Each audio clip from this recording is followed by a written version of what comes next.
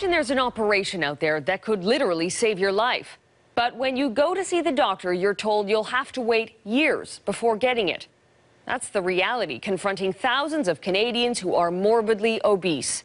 People who have tried everything and whose last hope may be weight loss surgery. The procedure has been shown to be effective, but in Canada's publicly funded system, obesity just isn't a priority.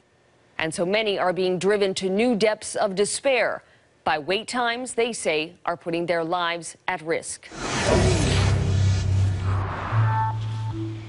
Lillian Coakley has never had to prepare for a journey like this before. She's never been outside the country, let alone on a plane. But this trip is worth the nerves, the anxiety. She's on her way to Tijuana, Mexico. Ground zero for medical tourism for an operation she hopes will change her life.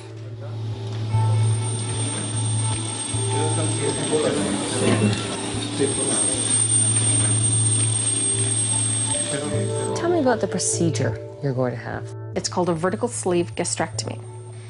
They're going to cut out between 75 and 80% of the stomach, and they suture it with 3 rows of staples, and they remove that part of the stomach permanently. What do you dream of when you close your eyes? To be normal. Not skinny. I don't want to be skinny. I just want to be normal. You don't want to hear people calling you names anymore. I want to walk down the street and have people not even notice me. Lillian is convinced that if she doesn't have the surgery, that her weight, all 350 pounds of her, will eventually kill her. You think this is your only option? I really do. And what if you don't get the surgery? I believe that I'd probably be dead in 10 years. And on this most personal of journeys, Lillian allowed us to come with her, all the way from her small town in Nova Scotia to the operating room in Mexico. Are there options here for you?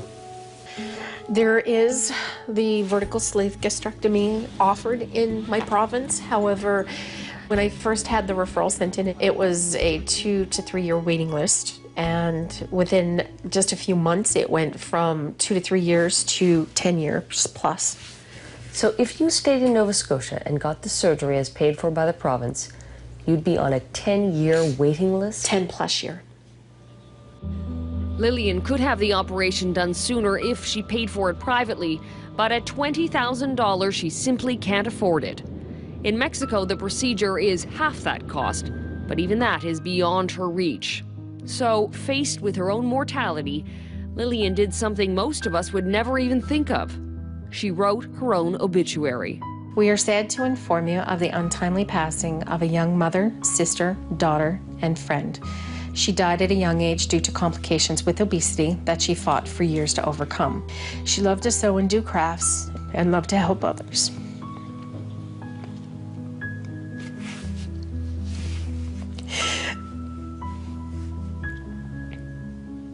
And give what she could to anyone in need. She enjoyed the comedies and good laughs. She would appreciate it if you speak out and support obesity, weight loss surgery, and obesity awareness. Lillian's words struck a chord with this doctor. Really, what people forget is that these are people. Dr. Yanni Friedhoff is one of Canada's leading experts on obesity. And here, her government is saying, no, I'm sorry, if you want that procedure, you're going to have to wait for at least a decade.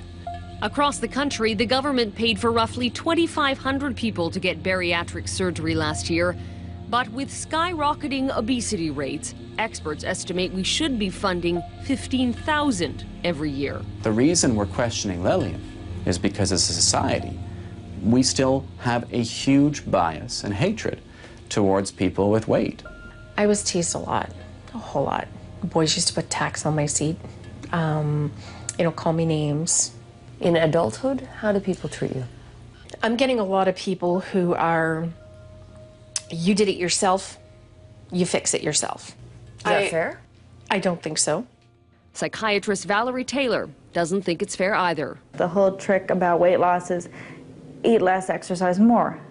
And do you think these people don't know that? They've been told that their entire lives. She says what Lillian is battling is not willpower, it's a disease. Whenever you take any type of substance that causes pleasure, alcohol, drugs of abuse like cocaine, there's a response in your brain, and there are certain chemicals that are released. Dopamine's a big one. And that in certain individuals, they get more of a dopamine release from food than other people do. But the science of it all seems to be lost on most people. Even the media has put the blame on Lillian for her condition. You know, in that obituary that she wrote, she said she didn't want to be a burden on her family, but apparently she wants to be a burden on everyone else. Why doesn't she take some personal responsibility? And listen, I'm not one to talk. I'm fat, but I'm not going around blaming the government for being fat. The thing is that medicine, in Canada at least, it's not about blame. You know, we'll treat the smoker who develops emphysema or lung cancer. If it was easy to lose weight, everybody would be skinny. But someone stepped in who didn't blame Lillian, a complete stranger who came across her obituary. I read this and I literally cried and thought, this cannot be happening to somebody in Canada. Deborah Simons is the founder of Weight No More Consulting, a company based in Saskatoon that sends Canadians to Mexico for obesity surgery. I copied the obituary and I emailed it down to the doctors and said, is there anything we can do to help this lady? She brought it to our attention and we decided to do it. For free? For free. Ironically, the obituary Lillian wrote may have just saved her life. Half an hour after arriving at the hospital in Mexico, Lillian has been prepped for surgery and is about to be taken into the operating room. What are you feeling right now? Nervous. Scared. At 6:20 p.m., the surgery will begin. And in exactly 1 hour, Lillian will wake up. Next on 16 by 9, are wait times killing Canadians? It was too little, too late. It was heartbreaking.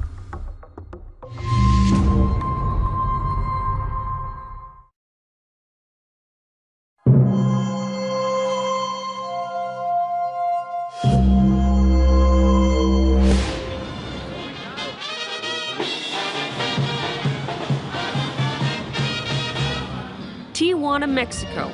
It's about the last place you'd expect a Canadian would come for surgery, but that's exactly what Lillian Coakley is doing.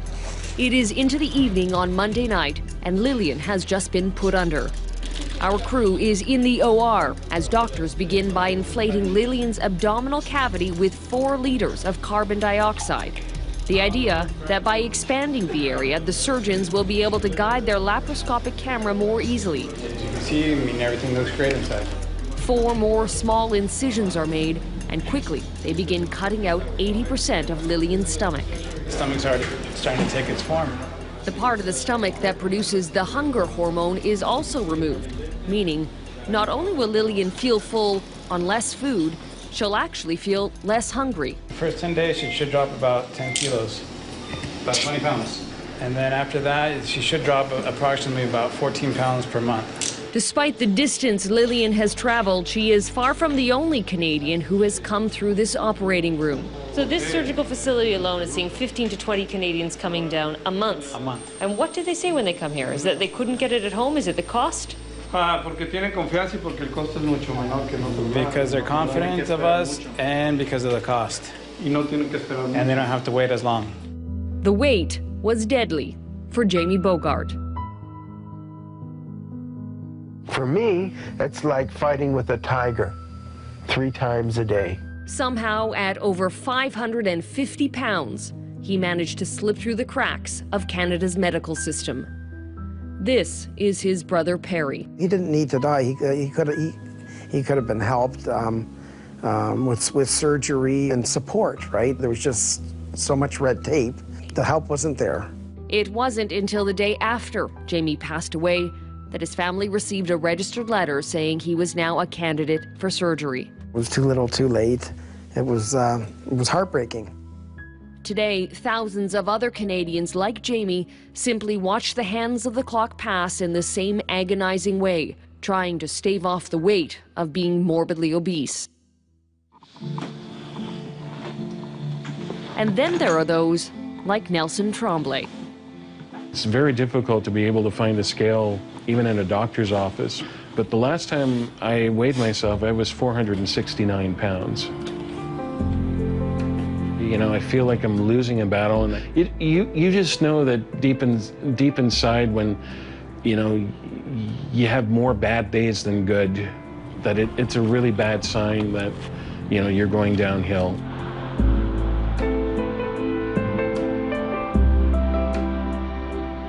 Some people try to avoid me as well. If I'm in a subway car, they'll get up and walk elsewhere. You know, I just want my life back. I'm fed up living like this. So frustrated with the wait times in Quebec, Nelson picked up and moved to Ontario. It was the first province to take an aggressive stance on obesity by committing $75 million to creating better access to bariatric surgery. And I decided, well, I'm going to relocate to Ontario and get into the Ontario system. Without the surgery, Nelson figures he only has another 5 to 10 years left. You know, my quality of life just isn't there anymore. Like, I have no life, basically. And so from his new home in Northern Ontario, Nelson has traveled nearly 1,000 kilometers for an appointment with Toronto Western Hospital's bariatric unit. If he stays on the trajectory he's on right now, he's certainly in trouble. All right, so we'll take a look here. Sure. Dr. Tim Jackson is Nelson's physician. He already has significant respiratory illness. He's headed for complications such as diabetes, high cholesterol, high blood pressure, and all the associated health problems with those. Nelson has to see a number of specialists to ensure he's a good candidate for the operation and the lifestyle that will follow. Some people think this is an easy fix, that this is the coward's way out, but it's not, because once you have this surgery, you know, there's no going back. If all goes according to plan, Nelson could have the operation in a matter of months. Tantos libras por ahí ahorita hay uno que. Now we need to close the incision and that's it. We finished. Back in Tijuana, less than an hour after the first incision, Lillian is waking up. The operation has gone smoothly. Everything is okay, Lillian. You breathe. Thank you very much, okay? We're done. Don't move too much. Lillian will only have to be in the hospital for another day and a half before returning home. I wish that I didn't have to come to Mexico to do it. I wish I could be in my home, in my own province, with my children being able to come visit me and my family. What do you see happening in the days ahead? Oh, hopefully I get better and stronger and get back on my feet and enjoy losing the weight permanently. And almost immediately, the weight did start coming off. 2 months after the surgery, back in Nova Scotia, Lillian is down 35 pounds and off her pain medication. I didn't like me, but I'm starting to really like me. I'm actually falling in love with me. She hopes her ordeal serves as a wake-up call that obesity can't be a second-class disease. I was willing to be the poster girl, to be the woman on the 10-year waiting list, and maybe the girl who went to Mexico, but I am not going to be the poster girl of the girl who died on that waiting list. As for the next time an obituary is written about Lillian, well, she hopes that's a long way off, and that the next one reads a little differently. Hopefully it will say she lived a long, healthy life. First part not so great, but hopefully the last half is a new beginning. I have 2 birthdays and 2 birthplaces. I was born in Nova Scotia 42 years ago, but I was reborn in Mexico in November.